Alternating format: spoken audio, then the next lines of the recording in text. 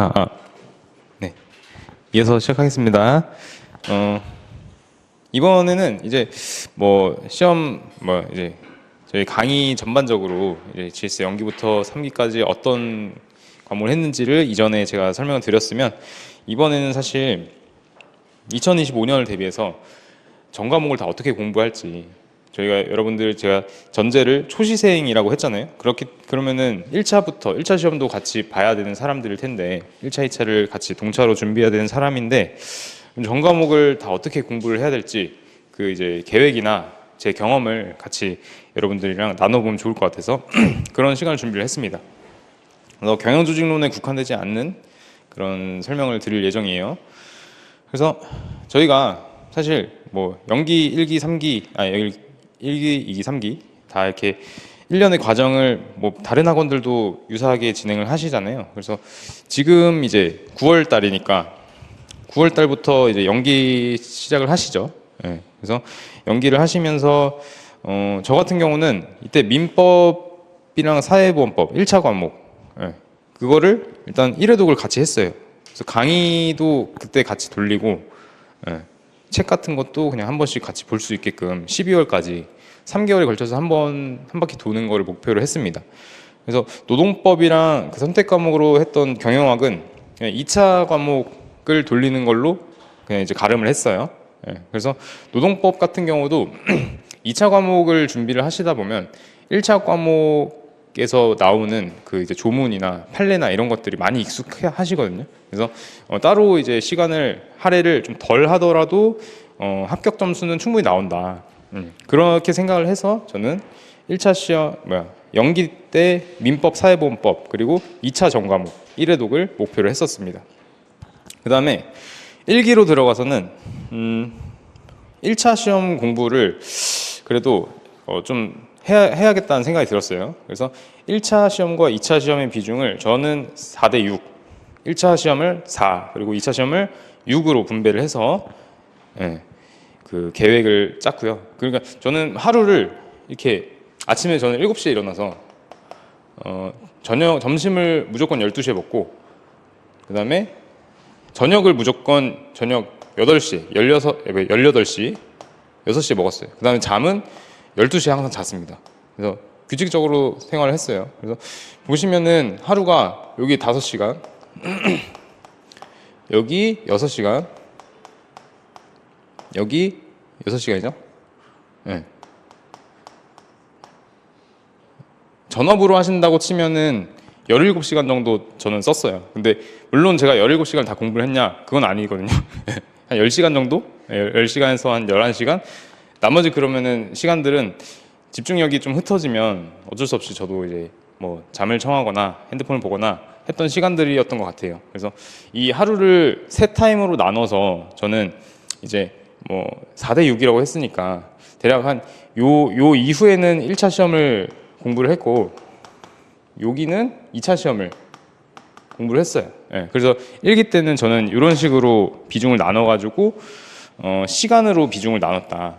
그래서 1차 시험 같은 경우는 결과적으로 저희는 객관식 문제를 풀어야 되니까 많은 문제를 풀어보는 게 중요하다고 생각을 했습니다. 저희가 어떤 다른 시험, 객관식 시험을 준비를 한다 하더라도 결국에는 기출 문제들을 많이 풀어보는 게 중요하잖아요. 그래서 1차 시험 준비를 하면서도 당연히 문제풀이 위주로 공부를 했습니다. 그 다음에 2차 시험 같은 경우는 캘린더를 활용해서 저는 이때는 2주 1회독을 목표로 했었어요. 네, 2주 1회독.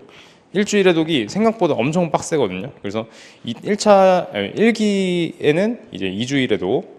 그래서 이게 저희가 횟수가 1기 때가 한 12회, 13회 정도였던 것 같은데, 그러면은 딱 저희가 2주 안에 1회독을 그 1기 이제 강의 계획서 보시면 범위 한 회당 들어있는 범위들이 있잖아요. 그래서 그 범위만큼씩만 공부를 하면 2주에 걸쳐서 1회독을 할 수 있어요. 그래서 저는 그 제가 듣는 강사님의 강의 계획서를 좀 많이 활용을 해서 회독을 목표를 했어요. 예. 예를 들면은 그런 거죠. 우리가 그죠. 1기는 뭐 한 14회라고 치고 2기는 8회, 그다음에 3기는 6회 이렇게 되실 겁니다. 예, 그러면은 뭐 요거는 딱 2주에 나눠서 떨어지고 요거는 대략 한 1.5주 요거는 이제 일주일 안에 강의 기획서대로만 이렇게 나누면 충분히 회독을 할 수 있는 것 같더라고요. 예. 저는 사실 그렇게 해서 회독을 많이 돌리는 걸 목표로 했다. 근데 이렇게 안 하시고 자기 페이스대로 하시는 것도 굉장히 중요해요. 무리하시다가 이게 약간 공부에 흥미 떨어지고 집중 떨어지면은 그것만큼 독이 되는 건 없으니까 제 경험을 말씀드리는 거다라고 참고만 해주시면 됩니다. 그래서 이때 당시 저는 교재에 목차를 형광펜으로 칠하고 키워드를 표시하는 작업을 했어요. 예. 그래서 형광펜으로 표시하는 것도 이게 내가 봤을 때 좀 눈에 좀 편안해야 되는 게 중요한 것 같아요. 너무 이제 강렬한 색을 하다 보면 이제 글자도 잘 안 보이고 그다음에 좀 많이 보다 보면 눈이 좀 피로해지기도 하고 그래요. 그래서 저랑 같이 수험을 준비했던 친구는 이 약간 디자인 쪽으로 좀 예민한 친구였나 봐요. 예, 그래서 형광펜 색깔 고르는데 이 일기 시간을 다 썼어. 그래서 책을 2권을 사고 뭐 약간 그런 시행착오를 좀 많이 겪었습니다. 근데 저 같은 경우는 사실 뭐 그렇게 예민하진 않았고 약간 무던한 편이어서 그냥 다이소에서 파는 그 오색 형광펜이 있어요. 그래서 그거 가지고 그냥 목차별로 색깔 나눠서 그렇게 표시를 했습니다. 키워드 같은 경우는 저는 다 볼펜으로 검정 볼펜으로 그냥 동그라미를 쳤어요. 그래서 왜냐면은 이게 뭐 색깔들을 좀 화려하게 쓰다 보면 책이 좀 많이 지저분해지고 잘 안 보이는 것 같았습니다. 저는 그래서 너무 화려하게 하는 것보다도 그냥 내가 읽어야 되는 부분만 동그라미를 칠하거나 표시를 해서 형광펜을 칠하면 사실 목차 이미 내가 형광펜을 쳤기 때문에 헷갈려요. 그래서 저는 볼펜으로는 키워드만 체크하는 걸로. 그 다음에 뭐 이제 날개 쪽에 좀 작성해야 될 게 있으면 그 같은 색깔 볼펜으로 작성해서 조금 되게 제 책을 보시면 되게 단조롭게 정리를 했었습니다. 그래서 일기는 이런 식으로 저는 보냈습니다. 그 다음에 이제 2기로 넘어가면 2기부터는 사실 시험이랑은 좀 많이 가깝다는 느낌이 듭니다. 왜냐면은 2기 중간에 1차 시험이 들어있고 2기가 끝나고 이제 3기 들어가면 거의 이제 2차 시험 직전이라고 느낌이 오기 때문에 2기부터는 많이 와닿아요. 그래서 저는 2기 때는 1차 시험 직전까지는 1차, 2차의 비중을 7대3 정도로 가져갔어요. 그래서 이 시기에 진짜 불안하신 분들은 그냥 1차에 올인하시는 분들도 많이 봤습니다. 그래서 여러분들 느낌 봐서 7대3 정도 해도 되고 8대2로 해도 되고 뭐 10대0으로 해도 되고 저 같은 경우는 7대3으로 했다. 왜냐면은 저는 그런 생각도 있었습니다. 2기, 3기가 결국에는 저희가 모의고사를 제일 많이 풀어볼 수 있는 시기인데 이 시기에 1차에만 집중을 하다 보면 2차 감각이 좀 떨어질 것 같아서 실제로도 그런 느낌을 받기도 했습니다. 저희 7대3으로 나눈 것만 해도 사실 2차에 많이 소홀해져요. 그래서 막상 그 2기 시험에 모의고사도 잘 치고 싶은데 잘 안 됩니다. 동차 때는. 근데 열심히 하시면 잘 따라갈 수 있어요. 그래서 그렇게 했고 1차 시험이 끝나면 이제 2차만 하시면 되니까 2차에만 집중할 수 있으니까 그때는 뭐 비중을 나눌 필요는 없겠죠. 그래서 2차 시험은 2기 때부터는 모의고사 진짜 중요하다고 말씀드렸잖아요. 그래서 모의고사 쓰기 연습에 좀 몰두를 했어요. 그래서 이때 당시에는 저는 뭐 쓰기 스터디도 한번 해봤고, 그 다음에 그냥 혼자서 그 이제 뭐 좀 공용 공간 이런 데 내려가가지고 혼자 뭐 쓰기도 많이 해봤고 그런 식으로 좀 쓰기 연습을 많이 했던 것 같아요. 그리고 이제 뭐 회독수는 아까 말씀드린 것처럼 거의 이제 이때 당시는 뭐 1.5주, 뭐 2주 뭐 이 정도의 1회독을 하면서 회독수를 많이 늘려갔습니다. 회독수를 늘리니까 확실히 제가 책이 좀 통째로 기억이 나는 것 같더라고요. 이거는 뭐 좀 유명한 공부법 내용 중에서도 좀 이렇게 시각화를 활용해라라는 이런 조언들이 있는 거 보면 그래도 나름대로 검증된 방법이 아닌가 저는 생각을 해요. 그래서 2기는 그런 식으로 해서 쓰기 연습에 좀 집중을 할 수 있도록 하는 시간이었고요. 3기로 넘어와서는 진짜 이제 막바지 최종 정리 실전 감각을 제일 그 예민하게 유지해야 되는 그런 시기라고 저는 생각을 했습니다. 그래서 2차 시험에만 몰두를 했고 당연하게끔 모의고사 및 쓰기 연습을 열심히 했습니다. 그래서 이때는 말씀드린 것처럼 1주 1회독을 목표로 했어요. 그래서 3기 때 정말 이제 모의고사 쓰기 연습 많이 하고 하다 보면 진짜 뭐 내 신기하게 내 팔이 알아서 기억을 하고 쓰게 됩니다. 이 시기쯤만 되더라도 충분히 하실 수 있어요. 예. 그래서 보시면 동차 합격생들도 굉장히 많아요. 저 같은 경우는 실패했지만 4년이나 걸렸지만 그래도 이제 2년차 때부터는 그 거의 소수점으로 계속 떨어진 거 보면 그래도 뭐 어느 정도 합격권에는 갔던 게 아닌가. 그래서 뭐 이런 식으로 공부를 했었을 때 그래도 합격권에 계속 꾸준히 갔었다라는 거 알고 계시면 좋을 것 같아요.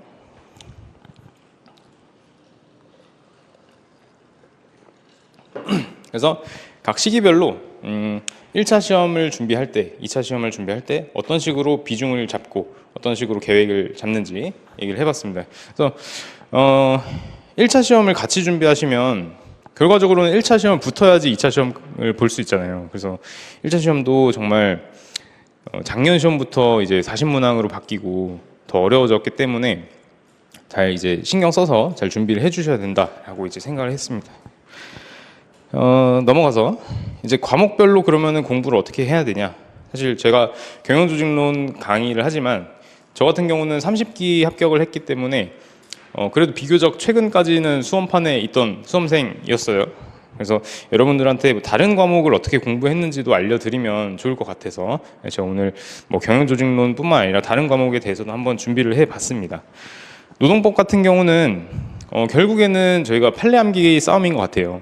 판례암기가 정말 신기하게 토시 하나도 안 틀리고 다 외우시는 분들이 정말 많더라고요. 그래서 답안 쓰시는 거 이렇게 저희가 모범 답안, 최고 답안 이렇게 같이 보다 보면 정말 그 기계처럼 책을 베껴서 쓰시는 분들이 많으세요. 그래서 결과적으로 이건 판례암기 싸움이다. 판례를 달달달 외워서 쓰는 것이 굉장히 중요하다. 그렇다고 이제 뭐 토시를 틀리면은 감점이 되느냐? 그건 아니에요. 대신에 이제 판례에도 꼭 들어가야 되는 그 흐름과 그 키워드들이 있기 때문에 그런 것들을 잘 체크해서 잘 암기를 해주시는 게 굉장히 중요합니다. 그리고 노동법 답안을 쓰실 때는 결국에는 쓰기 분량, 이게 노동법 같은 경우는 문제 자체가 판례를 기반으로 해서 문제가 나오기 때문에 결과적으로 이게 어떤 사례에 집중이 된 거예요. 그 문제 사례를 해결하기 위해서 그런 판례가 나온 거지 않습니까? 그래서 우리도 이제 문제를 풀 때 굉장히 그 포섭, 사안에 적용을 하는 걸 굉장히 힘을 줘서 작성을 해주는 게 굉장히 중요하다. 그래서 저는 포섭 같은 경우는 25점짜리 문제 기준으로 한 페이지 이상은 포섭에만 썼습니다. 그래서 포섭을 풍부하게 하시는 게 확실히 노동법 그 득점을 하시는데 굉장히 중요한 요건이 된다라고 이제 기억을 해두시고 전략적으로 노동법 공부를 해주시면 됩니다. 그래서 노동법 같은 경우는 거의 답안지를 쓰실 때 학설에 대한 내용을 쓰는 경우는 많이 없어요. 거의 이제 문제 소재, 규정, 법 규정, 그다음에 판례, 그다음에 적용, 사안의 적용, 결론 뭐 이런 식으로 구성이 될 건데, 그래서 그런 식으로 잘 쓰시면 그 합격권에 들어가는 거는 크게 어렵지 않더라고요.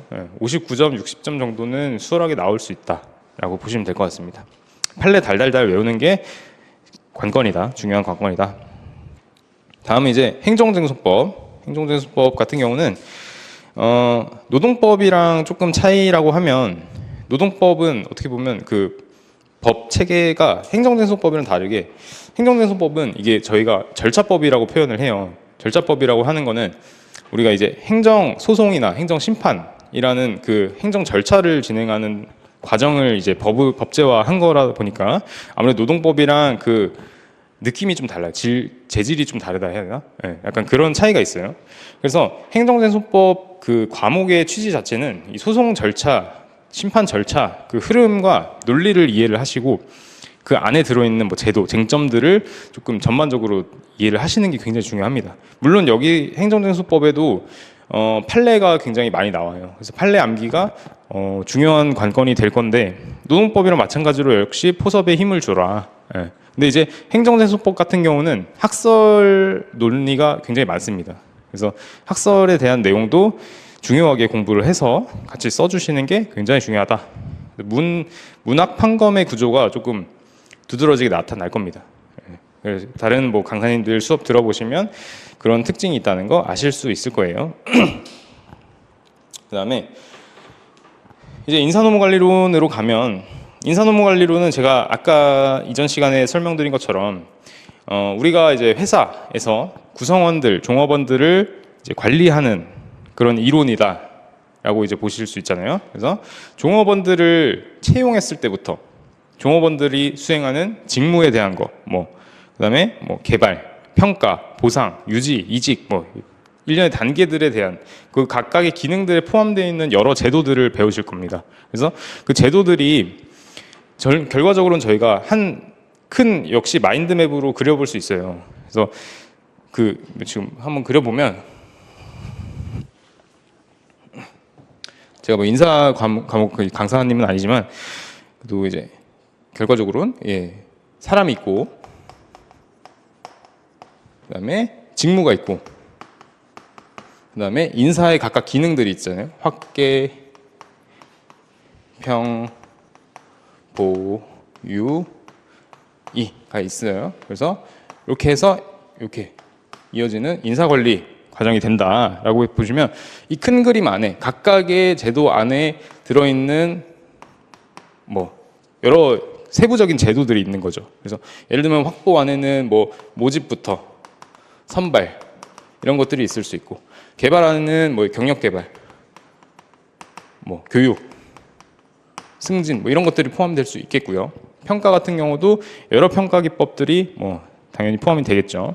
그래서 이 큰 그림을 이해를 해두시고 암기를 해두시면, 결과적으로 우리가 문제가 나왔을 때 그 가지치기를 한다고 해요. 그래서 이 안에서 가지가 뻗치는 것들을 찾아가서 그 상위 개념까지 포섭해서 쓰면 내가 이 흐름을 잘 알고 있다는 걸 어필을 할 수 있다. 그래서 저 같은 경우도 마인드맵을 적극적으로 활용을 해서 답안을 쓰시면 좋은 인상, 좋은 점수를 받을 수 있었다라고 보시면 되겠습니다. 그러면은 이제 사실 브리타가 나온다 하더라도 내가 그 위치를 대충 짐작을 할 수 있는 거죠.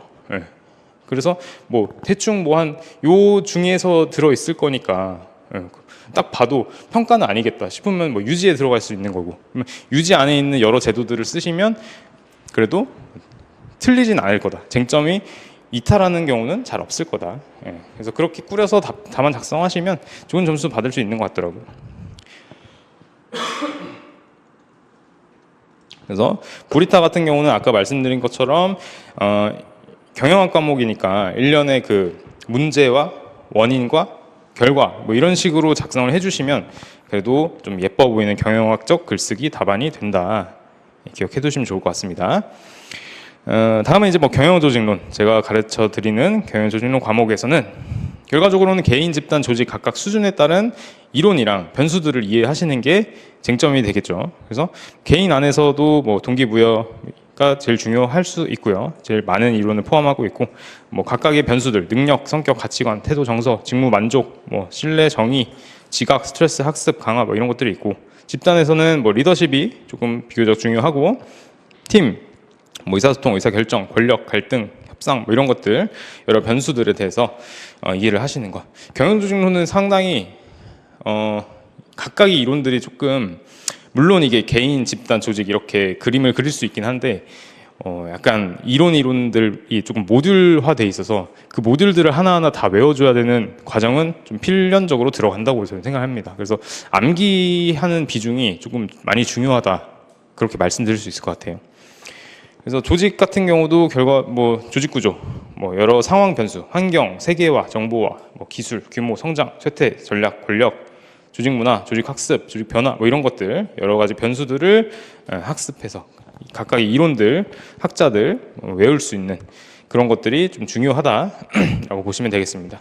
답안 작성 같은 경우는 인사랑 크게 다르지는 않은 것 같아요. 인사 답안 작성하실 때처럼 경영학적인 좀 글쓰기가 보이게끔 그렇게 작성을 하시면 논리적으로 쓰시는 게 중요하죠. 이론만 그냥 무작정 쓰는 것보다는 이론이 결과적으로 내가 이 기업의 컨설턴트라고 생각을 하시고, 기업이 직면한 문제를 해결해 줘야 되는 입장에서 내가 어떤 제도를 제시한다라고 생각을 하시면서 답안을 쓰시면 훨씬 이게 현실감 있고, 교수님들이 보시기에도 이게 뭔가 문제를 해결하려고 답안을 썼구나라는 인상을 주실 수 있을 거예요. 그래서 그런 식으로 다 접근을 해서 답안을 쓰시면 좋을 것 같습니다.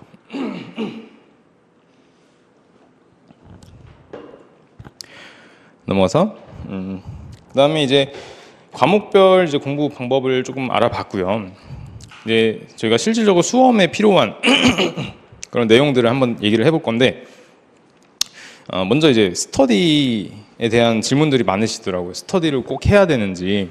저희가 이제 노무사 커뮤니티라고 하면, 그 이제 노무사 수험생 커뮤니티라고 하면 동의 카페가 조금 유명하잖아요. 좀 그 대표적인 게 동의 카페가 있는데, 동의 카페 보시면은 스터디 모집하는 글들이 상당히 많이 보이실 거예요. 그래서 처음 진입을 했을 때 나도 이게 스터디를 꼭 해야 되는 건지에 대한 궁금증이 좀 드실 거거든요. 저도 그랬고. 근데 스터디 종류가 굉장히 많습니다. 뭐 온라인으로 그냥 뭐 연락을 해가지고 그렇게 스터디를 하는 경우도 있고, 실제로 만나서 오프라인 스터디를 하는 경우도 있고, 내가 아침에 기상 스터디, 아침에 일어나는 시간만 맞추는 스터디도 있고, 뭐 공부 시간, 내 하루에 얼마씩 순 공부 시간을 가졌는지 그런 것들을 서로 인증하는 뭐 그런 스터디도 있습니다. 그래서 뭐 결론적으로는 제가 뭐 혼자서도 충분히 공부할 의지가 있으면 굳이 필요한 건 아닌 것 같아요. 다만 이제 모의고사를 같이 풀어보는 스터디는 저는 그래도 괜찮은 것 같습니다. 왜냐면은 이게 혼자서 모의고사를 풀어보려고 하면 막상 잘 안 돼요. 저 같은 경우도 하다가 열심히 쓰다가 시간 재고 쓰다가 그냥 팔 아프다 그냥 던져버리고 그런 경우가 많았어서, 이게 좀 강제성을 띠기 위해서는 모의고사 스터디 정도는 괜찮았던 것 같다.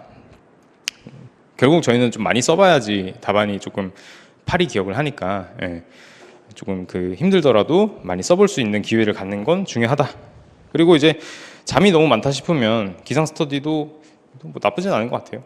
아침에 이제 강제적으로 일어날 수 있게끔 하는 정도로 기상 스터디 하는 거는 괜찮은 것 같고 근데 이제 그런 건 있어요. 잠을 좀 줄이려는 분들도 있더라고요. 새벽 늦게까지 공부를 하고 아침 일찍 일어나서 좀 미라클 모닝 하시는 분들도 계신데, 사실 그거는 저는 권장드리진 않고 잠은 충분히 잤으면 좋겠어요. 저 같은 경우도 그래도 하루 7시간 정도는 잔 것 같아요. 그래서 충분히 자야지 아침에 일어났을 때 이게 장기 기억으로 좀 저장이 되는 것 같아요. 자기 직전까지 공부를 하면 그래도 내 머릿속에 약간 잔상처럼 남아있는 것들이 아침에 자는 과정에서 아침에 일어났을 때 다시 보면 그게 딱 응집이 된다 해야 되나? 약간 좀 굳건하게 머리에 남아있더라고요. 그래서 잠은 푹 자시는 걸 권장드립니다. 그리고 이게 뭐 합격하는 그 공부 시간이 딱 정해진 건 아닌데, 그러니까 순 공부 시간을 몇 시간을 해야지 합격을 해야 되냐, 그건 정해진 건 없는 것 같아요. 왜냐면은 그 직장을 병행하시면서도 합격하시는 분들을 굉장히 많이 봤거든요. 그렇기 때문에 뭐 하루에 무조건 뭐 10시간, 12시간씩 공부를 해야지 내가 합격을 하는 거냐, 그건 아니지만 많이 하면 할수록 그래도 당연히 많이 투자를 할수록 합격에 가까워지겠죠. 그래서 저는 뭐 전업 수험생이라면 뭐 하루에 8시간에서 10시간 정도 순공부 시간 가져가시는 거는 그래도 필요하지 않을까. 식사 시간이나 뭐 쉬는 시간 이런 것들은 제외하고 그렇습니다. 그래서 그 다음에 이제 저희가 답안지를 쓰는 시험이잖아요. 답안지를 이제 수기로 쓰는 시험이다 보니까 이 답안지에 내가 써야 될 검정펜을 선택하는 것도 굉장히 중요한 것 같아요. 저 같은 경우도 처음에는 이제 뭐 에너겔도 써봤고, 뭐 제트스트림, 뭐 사라사, 플러스펜, 뭐 모나미, 뭐 FX 시리즈 이런 것들도 있더라고요. 그래서 여러 가지를 다 써봤어요. 한 번씩 모의고사 할 때마다 펜 바꿔가면서 써봤고, 그 펜이 나한테 맞는 잉크도 있고 펜대가 나한테 맞는 게 또 다른 것 같아요. 그래서 저는 어떻게 썼냐면 사라사 펜통에다가 에너겔 잉크를 넣어서 썼어요. 그게 둘이 호환이 되거든요. 그래서 뭐 약간 좀 저렇게까지 해야 되나 싶을 수 있겠지만, 그게 결국 저희는 시험장에 들어갈 때 그 펜이 저희의 어떻게 보면 총 같은 거잖아요. 무기니까. 그래서 그런 것들을 잘 커스텀 해가지고 내 손에 무리 가지 않는 펜을 찾는 것도 굉장히 중요하다고 생각합니다. 그래서 뭐 그 펜대, 뭐 잉크를 찾는 것도 그렇고, 뭐 부가적으로는 액세서리로 뭐 엔젤 그립이나 뭐 테니스 라켓 그립, 뭐 연필 그립, 뭐 이런 것들도 그 장착해서 쓰시는 분들도 많이 봤어요. 저는 엔젤 그립을 참고로 써봤습니다. 그래서 엔젤 그립을 쓰니까 제가 이게 펜을 쥐는 습관이 약간 이렇게 좀 주먹을 좀 꽉 쥐고 이렇게 다 이렇게 펜을 잡아요. 그래서 이게 100점짜리 문제를 쓰다 보면 손에 막 쥐가 날 것 같고 이렇게 손이 막 글씨도 안 이쁘게 나오고 이러거든요. 근데 엔젤 그립을 쓰면 여기 공간을 넓게 좀 채워줘가지고 약간 조금 그런 부분을 조금 힘을 좀 덜 주게 하게끔 도와줬던 것 같아요. 그래서 사실 이게 펜 잡는 것도 그 정석이 있다고 하는데 저도 뭐 거의 뭐 30년 가까이를 제가 뭐 주먹 쥐고 이렇게 썼는 걸 어떻게 바꾸겠습니까? 그래서 예, 그런 보조기구의 도움을 받아서 저도 썼다는 거 참고하시면 좋을 것 같습니다. 그리고 쓰기 연습에 대해서 또 말씀드리면 결국 저희가 이제 2차 시험에서는 잘 써야지 합격을 하니까 아무리 내가 이걸 잘 이해를 한다 하더라도 결국에는 뭐 키워드가 아니라 키워드의 의미를 가진 유사한 단어로 쓰는 거는 의미가 없다. 냉정하게 말씀드리면 의미가 없다. 키워드를 써달라. 이제 부탁을 드리겠습니다. 키워드를 사용한 다른 답안에 비해서 결과적으로 잘 눈에 안 띌 수밖에 없어요. 저희는 상대평가다 보니까 키워드로 이제 소위 말해서 뒤범벅된 그 답안에 비해서 유사 단어로만 이렇게 구성이 된 내 답안이 잘 보일 수 있지 않을 거잖아요. 그래서 여러분들도 결국에는 목차랑 키워드를 잘 암기를 해주셔서 문단을 구성할 수 있게끔, 문단이 꼭 뭐 길어야 되냐 그건 아니에요. 키워드만 가지고 그냥 좀 짧고 임팩트 있는 문단을 구성하시면 그게 곧 점수가 되는 겁니다. 문단별로는 뭐 한 4줄이나 5줄 정도 작성할 수 있으면 저는 뭐 괜찮다고 생각합니다. 근데 이제 그 4-5줄 안에 너무 조금 쓸데없는 말이 없으면 제일 좋겠죠. 그래서 이 문단이 장황해지면 사실 의미가 없어요. 결국 목차 안에 4-5줄 안에 임팩트 있는 컴팩트한 키워드들로 들어가면 사실 그거 자체로 4-5줄로 점수를 받을 수 있는데 이게 내가 자신이 없어지면 글이 장황해지거든요. 근데 장황해지면 사실 그 이렇게 거의 한 페이지 가까이 쓴 사람이랑 4-5줄 쓴 사람이랑 점수 차이가 크게 없는 것 같아요. 그러면은 사실 4-5줄 쓰는 게 훨씬 낫잖아요. 다른 부분에서 내가 시간을 쓸 수 있으니까. 그래서 그런 식으로 키워드를 외우는 데는 그런 의미가 있다 보시면 될 것 같습니다.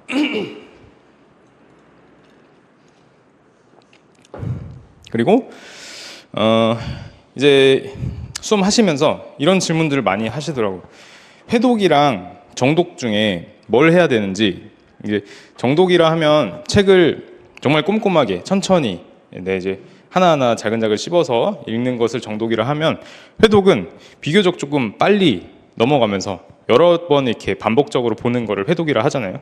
저는 이제 뭐 정독도 물론 필요할 때는 있지만 정독으로 처음부터 끝까지 가면 회독을 한 사람보다는 기억이 안 날 수밖에 없을 것 같아요. 그래서 저는 정독보다 중요한 건 회독이다. 그래서 회독을 많이 가져가셔라 라고 말씀드리고 싶습니다. 그래서 빠르게 많이 읽는 게 더 중요하니까, 내가 책을 읽다 보시면 참 이게 나는 빨리 읽고 싶은데 어디서 걸려가지고 계속 느리게 읽게 돼요. 근데 그거를 무시하시고 빨리빨리 읽어보는 그 도전을 한번 해보시면 이게 나중에는 이게 내가 은연중에 기억이 난다는 걸 경험하실 수 있을 겁니다. 그래서 회독이 더 중요하다. 그래서 수험에 필요한 내용들을 한번 얘기를 드려봤어요. 그래서 뭐 시간이 마지막 시간에는 사실 제가 뭐 Q&A를 한번 진행을 하려고 해요. 그래서 그 전에 2025년 대비해서 이데오 노무사의 강의를 왜 들어야 되는지 설명드리면, 왜 들어야 하냐. 저는 아까 말씀드린 것처럼 30기 합격한 공인노무사입니다. 그래서 비교적 최근까지 전 수험을 경험을 했다라는 점에서 여러분들한테 조금 더 생동감 있는 수험 경험을 전달드릴 수 있다. 그런 수험의 전반적인 노하우를 전달드려서 좀 더 효율적으로 합격할 수 있게끔 도와드릴 수 있다라는 점에서 장점이 있고요. 그 다음에 저는 여러분들이 그 강의를 들으시면서 이해는 확실히 하고 넘어갈 수 있게끔 도와드릴 겁니다. 대신에 암기는 여러분들 몫이에요. 여러분들이 열심히 암기를 해주셔야 되는 부분은 있습니다. 그리고 마지막으로 제가 이제 여러분들을 1대1로 집중 케어해드릴 수 있다는 점에서 강점이 될 수 있을 것 같아요.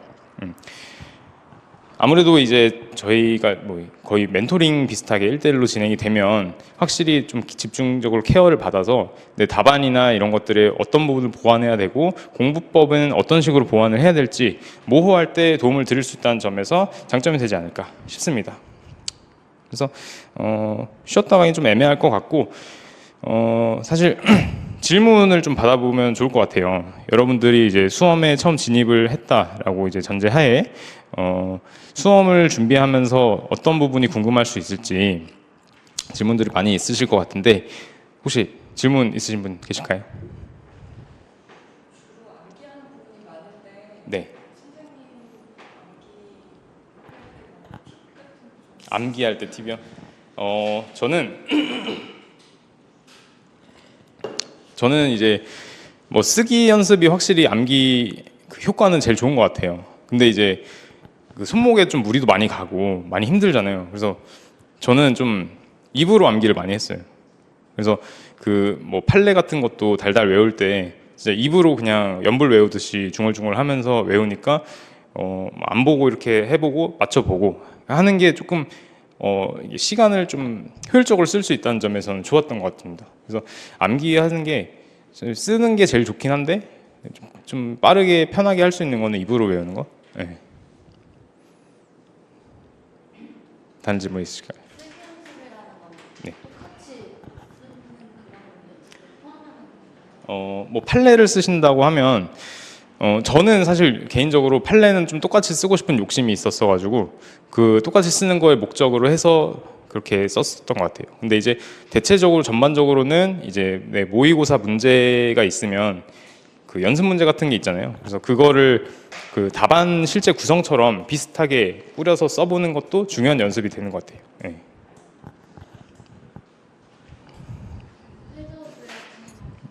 네.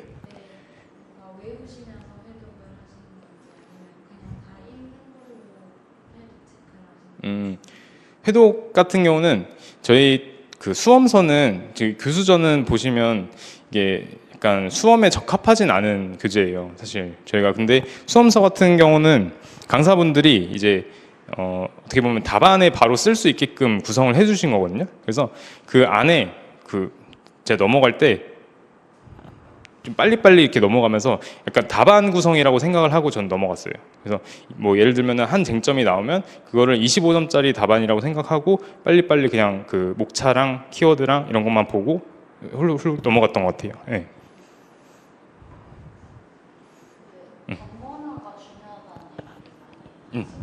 네네.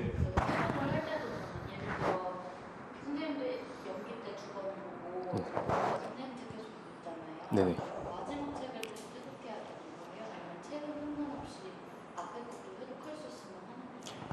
앞에 거를 사실 그 강사저 같은 게 교수저들의 어떤 그 집합체인 거다 보니까 사실 굳이 교수저를 다시 회독을 하실 필요는 없을 것 같아요. 근데 이제 만약에 내가 좀 이해가 좀 덜 되는 것 같다. 그럼 교수저는 사실 조금 그 풀어서 표현이 돼 있는 게 많아서 그런 부분에는 도움이 될 수 있을 것 같아서 단권화를 하는 이유는 사실 저희가 시험 직전에 쉬는 시간이나 아니면 시험 전날에 이제 책을 1회독을 하는 게 내 다음날 쓰기 직전에 머릿속에 남기도 하고 내 마음이 편하거든요. 그래서 그걸 위해서 단권화를 하는 목적이라고 보시면 될 것 같아요. 예, 그래서 단권화라는 건 결국에는 내가 마지막까지 시험장에 가져갈 한 권을 추리는 과정이라고 보시면 될 것 같습니다.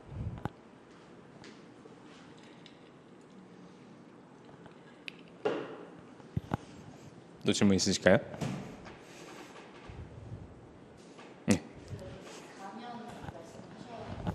네.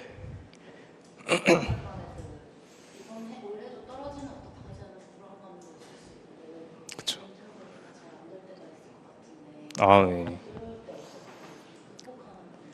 극복하는 방법. 좀 좋은 질문 해주셨는데 사실 이게 처음 시험 딱 1년의 과정을 거치고 저희가 2차 시험을 치르고 한 달 반에서 2달 정도 이제 기다리는 시간이 있어요. 채점 결과가 나올 때까지 시간이 걸리는데 사실 그때는 뭔가 잊고 잘 지내는 것 같거든요. 근데 딱 그 결과가 발표되는 전날부터 이게 압박감이 엄청 올라오기 시작하는 것 같아요. 그래서 그 전날까지 굉장히 압박감에 있다가 잠도 못 자고 아침에 한 좀 눈을 붙이고 아침 7시? 6시? 이때 눈이 떠지거든요. 근데 저희가 시험 발표를 9시에 해요. 합격자 발표를 9시에 하는데 그때까지 정말 긴장감이 최고도로 올라간 다음에 9시가 땡 치면 그 합격하신 분들은 산업인력공단에서 카톡이 와요. 근데 그게 안 오면 약간 그 공허한 상태가 이렇게 유지가 돼요. 그래서 오히려 저는 그때부터 긴장감이 확 떨어져서 탈락한 걸 직면한 순간에는 약간 부정하고 싶지만 그 떨어진 거를 그냥 직감했을 때는 그냥 인정하고 아 그냥 좀만 더 쉬고 그 1월 달부터 다시 하면 되겠지. 그래서 저는 그 2년 차부터는 연기 때는 공부를 안 했어요. 예, 공부 안 하고 대학교 다니면서 했었어 가지고 학기를 마무리하고 그다음에 1월부터 다시 이제 수험에 진입을 했었습니다. 그래서 좀 충분히 쉬었던 것 같아요. 제 뭐 멘탈 관리라고 한다면 어차피 떨어진 거 다시 하기로 한 거 그냥 쉴 거 푹 쉬고 다시 그냥 준비하자 이런 식으로 했어요. 그래서 사실 저도 멘탈 관리라고 할 게 그 마지막 시험 때는 진짜 솔직히 말하면 좀 그만하고 싶은 거예요. 예, 마지막 시험 그 준비하기 전에는 진짜 이거 떨어지면 안 해야겠다 싶을 때 붙긴 했거든요. 그래서 그만큼 좀 절실한 게 중요한 것 같긴 해요. 예, 그래서 좀 빨리 제가 그거를 조금 더 빨리 느꼈으면 빨리 붙지 않았을까. 너무 이게 제 원래 성격이 좀 무던하고 좀 긍정적인 편이라서 사실 막 멘탈이 엄청 무너지고 그런 경험은 잘 없긴 했는데 근데 오히려 마지막 시험에는 좀 무너지는 것 같았어요. 그래서 그런 시기가 있고 나니까 그럼에도 내가 하려고 하니까 더 절실하게 하는 것 같더라고요. 네.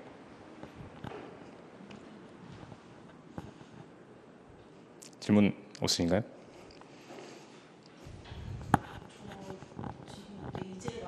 네.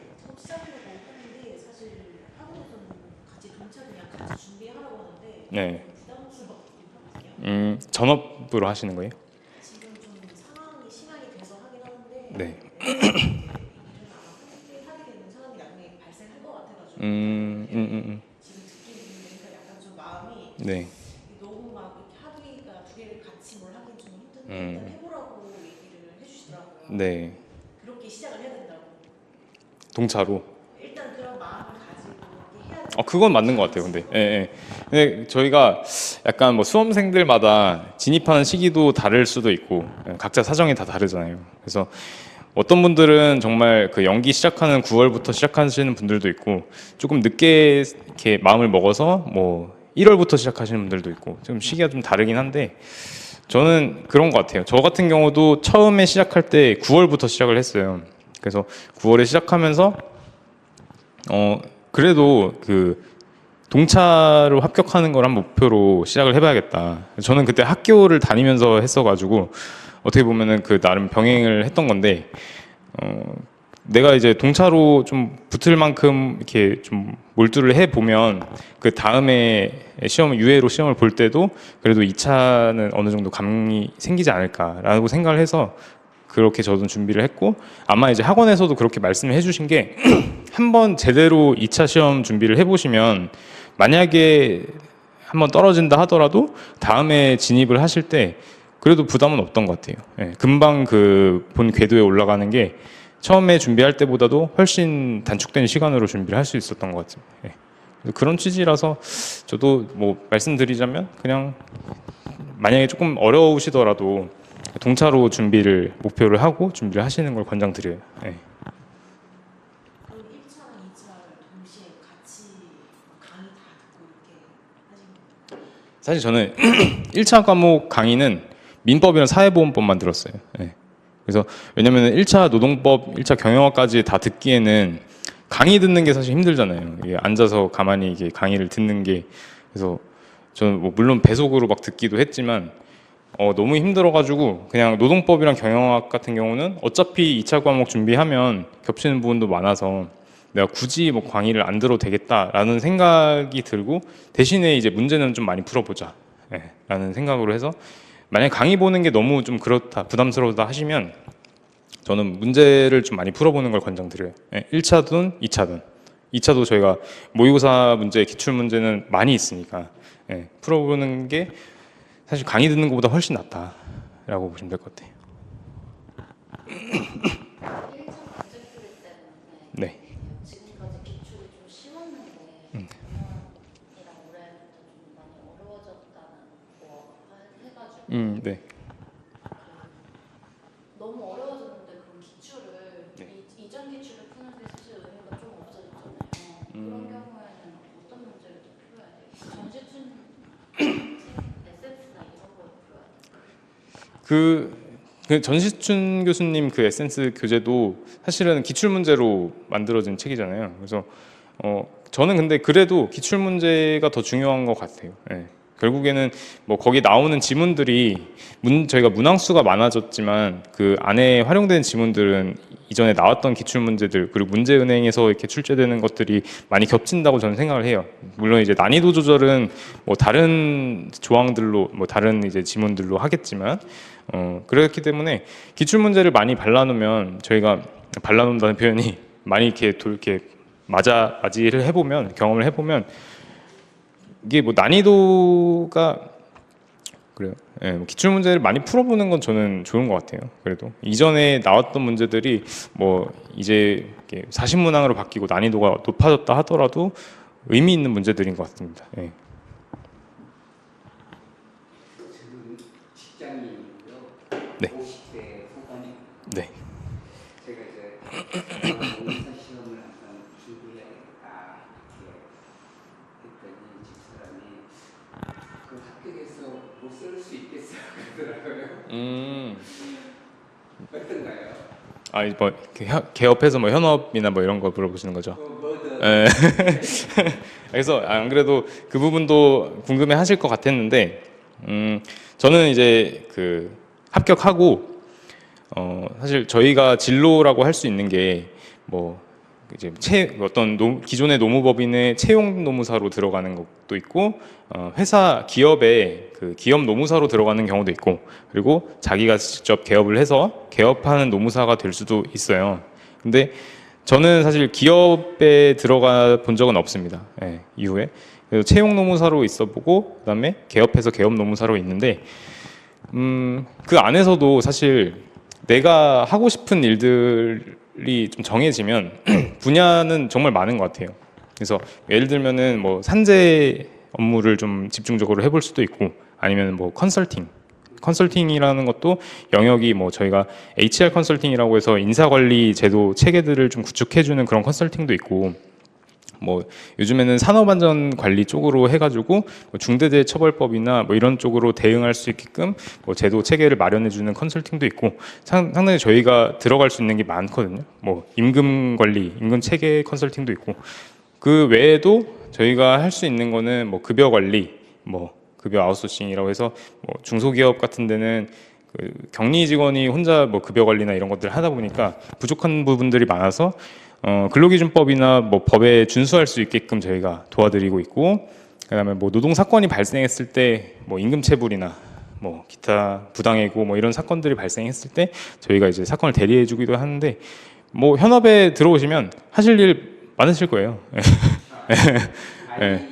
제가 지금 나열해 드린 것만 하나씩만 하셔도 그래도 충분히 먹고 사시는 지장이 없을 정도로 그리고 이게 저희 같은 자격사가 가지는 약간 공통적으로 갖는 특징이라고 하면 사실 액면가가 좀 중요한 것 같거든요. 그래서 오히려 연세 있으신 분들이 일찍 자리를 잡으시는 것 같아요.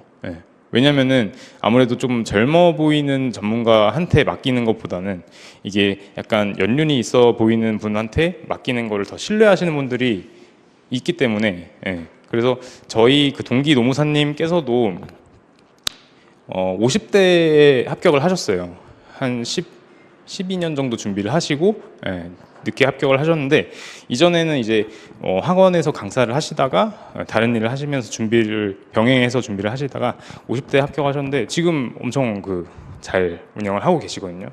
그래서 50대에 늦게 합격을 하더라도 충분히 섭섭지 않게 챙겨 가실 겁니다.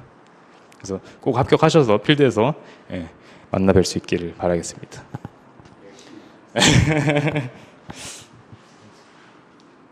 아 근데 개업을 좀 빨리 하신 것 같은데 네. 얼마나 빨리 하셨어요? 보통 이게 사실 이게 조금 그 사람마다 좀 다르긴 해요. 평균적으로는 그래도 한 3, 4년 뭐 넉넉하게 5년까지는 채용 노무사로 있거나 아니면은 기업에 들어가서 일을 하다가 나와서 이제 개업을 하는 경우가 있는데 저는 그래도 한 2년 정도 채용 노무사로 있다가 나와서 개업을 했거든요. 그래서 뭐 남들 평균적인 거에 비하면 한 1, 2년 정도 빨리 한 것 같아요. 네. 그래서 저요? 저는 네, 저는 빨리 하시려고. 네. 한게 궁금해요. 아, 저는 한데 예. 아무래도 뭔가 배울 시간이나 풀가 음. 넓어져야 되죠. 그거는 이제 만약에 그런 거를 원하시면은 좀 경험을 좀 두루두루 뭐 산재법인에도 가보고 뭐 컨설팅 펌에도 가보고 경험을 좀 쌓은 다음에 개업을 하시는 것도 괜찮은데 저는 좀 그런 욕심이 있었어요. 빨리 그냥 내가 해보고 싶다 해서 그냥 부딪히면은 뭐 어떻게 알아서 하지 않을까 싶어서 저는 그래서 빨리 개업을 했는데 제가 뭐 약간 성격이 어디 좀 구속되고 이런 거를 안 좋아해 하다 보니까 지금 어떻게 보면은 제가 하고 싶은 대로 할 수 있다는 게 좀 장점인 것 같아요. 예. 그래서 저는 개업을 빨리 한 게 만족스럽습니다.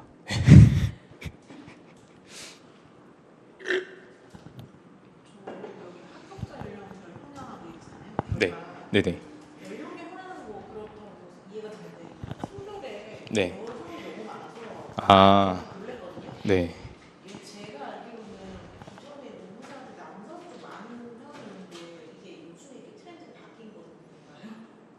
이게 제가 처음 수험 진입했을 때까지만 해도 합격자 비율이 반반 정도였어요. 그래서 완전 뭐 300명, 250명을 뽑으면 125명, 125명 거의 이렇게 나올 정도로 진짜 거의 반반에 맞춰서 뽑아가지고 약간 카페에서 논란 아닌 논란이 있었거든요. 이게 뭐 성별 이렇게 갈라치기, 차별 약간 이런 문제제기가 됐었는데 그 재작년인가부터는 여성분들 합격률이 좀 월등하게 차이가 났던 것 같아요. 그 뭐 사실 딱 밝혀진 그 이유는 없는 것 같은데 어렴풋이 짐작을 해보면 여성분들이 보통 글씨를 이쁘게 쓰시잖아요. 그래서 그런 것들이 있지 않을까. 예. 그래서 지금 제가 그 좀 비공식적인 제 생각입니다.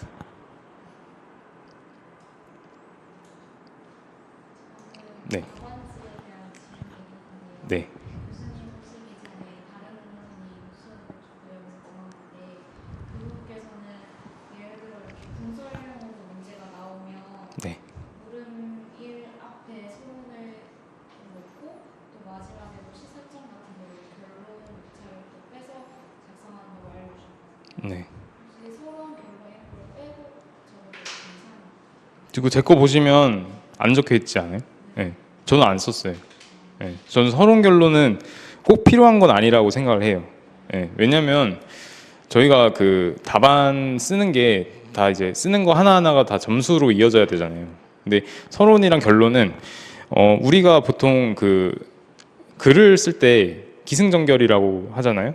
그런 그 흐름들이 있어서 그 기랑 결에 해당하는 서론과 본론, 결론에 대한 내용을 쓰는 건데 그게 꼭 없더라도 뭐 결론 같은 거는 뭐 필요할 수 있겠다 싶지만 서론까지는 뭐 반드시 필요한 건 아닌 것 같아요. 그냥 약간 어떻게 보면 그냥 뭐 포문을 여는 약간 그런 느낌만 줄 수 있으면 되는 거지.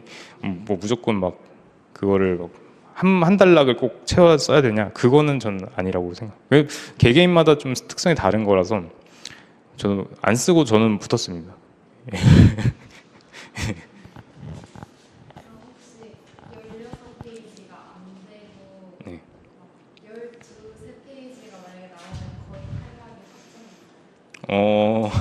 그거는 장담할 수 없어요. 왜냐면은 그 이제 12페이지, 13페이지를 쓰신 분이 정말 키워드만 가지고 그렇게 구성을 하셨으면 오히려 그래도 점수가 그 합격점 한 60점 정도 나오시는 것 같아요. 예, 그런 경우도 많이 봤어요. 예, 그래서 무조건 적게 쓴다고 해서 탈락하는 것 같지는 않고 적게 쓰더라도 좀 컴팩트하게 임팩트 있게 그렇게 쓰시면 그래도 점수 받는 데는 지장이 없으실 겁니다.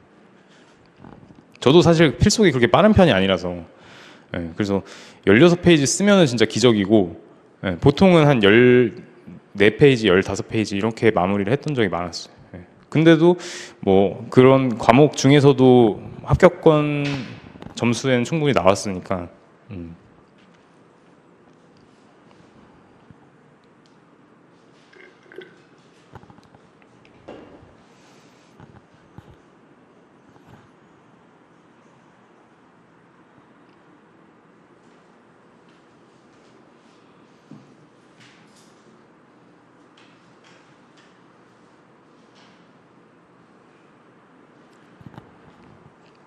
더 궁금한 거 없으신가요?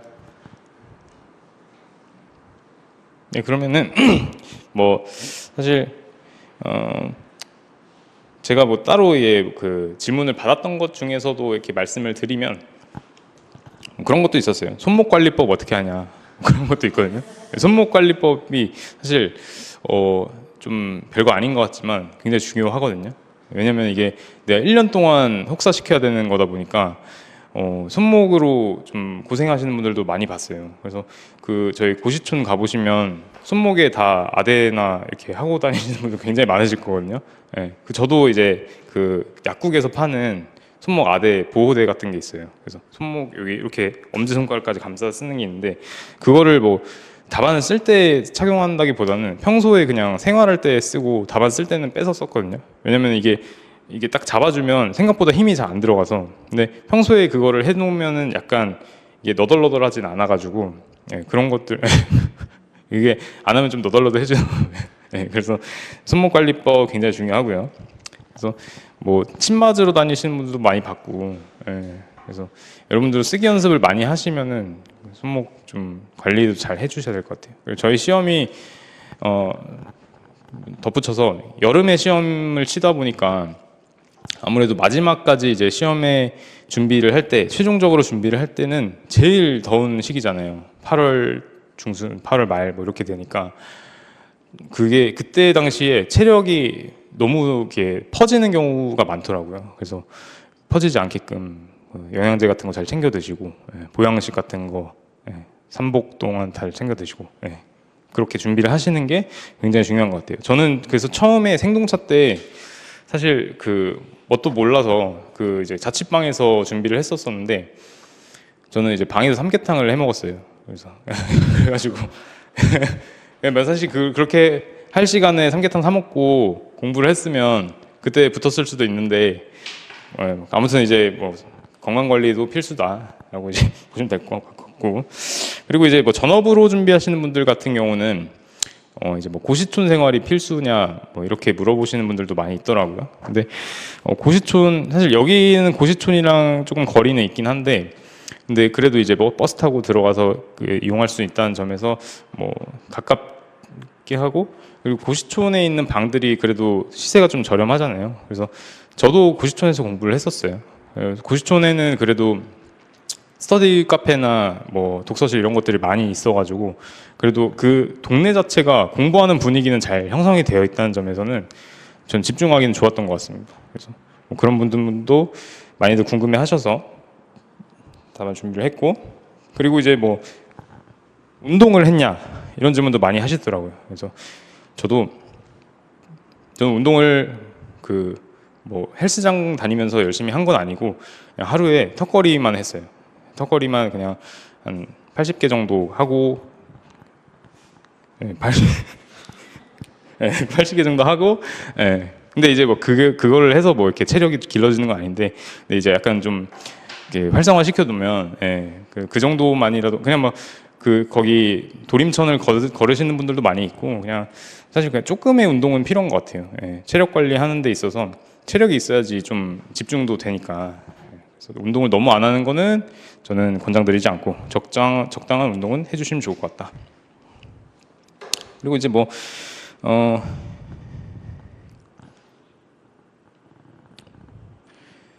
이제 뭐 그런 부분도 많이들 궁금해 하시더라고요. 이제 한 과목에 여러 명의 강사님을 병행을 해도 좋을지 여러 명 강사님 수업을 듣는다든지 여러 명 강사님의 뭐 자료를 참고를 한다든지 뭐 그런 질문들도 많이 있으시고 실제로 그렇게 하시는 분들도 왕왕 있으세요. 근데 저는 사실 한 2명 정도, 그러니까 제가 그 강의를 듣는 강사님 포함해서 2명 정도 자료만 봤어요. 모의고사에 어떤 문제를 내셨는지. 근데 거의 뭐 비슷한 쟁점들을 많이 내시니까 사실 그걸 보는 거는 필수적이고 꼭 이게 그 영향력, 의미가 있는 행위는 아닌 것 같아요. 그래서 한 강사님한테 집중만 하셔도 충분히 문제를 다루는 데는 부족함이 없다. 그렇게 보시면 될 것 같고요. 그리고 이제 뭐 하루에 몇 과목씩 공부를 했는지 뭐 이런 것들도 많이 궁금해 하시는데 저는 하루에 4과목 다 했어요. 근데 뭐 그 저번에 한번 기사를 보니까 뇌과학적인 연구에서 하루에 1~2과목 정도 하는 게 기억에 많이 남는다고 하더라고요. 그래서 저는 근데 1~2과목 하면은 약간 물려가지고 하루에 1~2과목만 하기에는 조금 지루해가지고 저는 환기시키는 느낌으로 하루에 4과목을 다 했습니다. 그래서 이거는 뭐 꼭 정해진 게 아니라 저희 스타일에 맞게 하시면 될 것 같아서 정해진 답은 없다 라고 보시면 될 것 같습니다. 그리고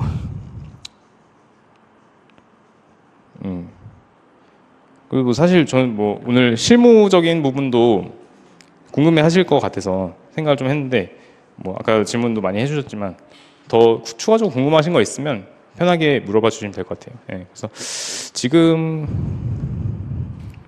제가 준비한 오늘 특강은 이 정도로 마무리를 해드리면 될 것 같고요.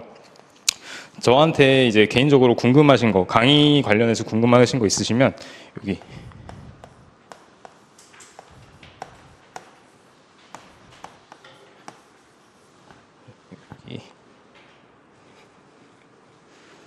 지메일 여기로 CPLA 공인노무사고요. 대O2입니다. 여기로 이제 메일 주시면 제가 늦지 않게 답변을 드리겠습니다. 성심성의껏. 그래서 참고해 주시면 좋을 것 같아요. 그래서 오늘 준비한 내용은 여기까지 하고 먼 길 오셔서 좋은 시간, 귀한 시간 내주셔서 정말 감사드립니다. 감사합니다.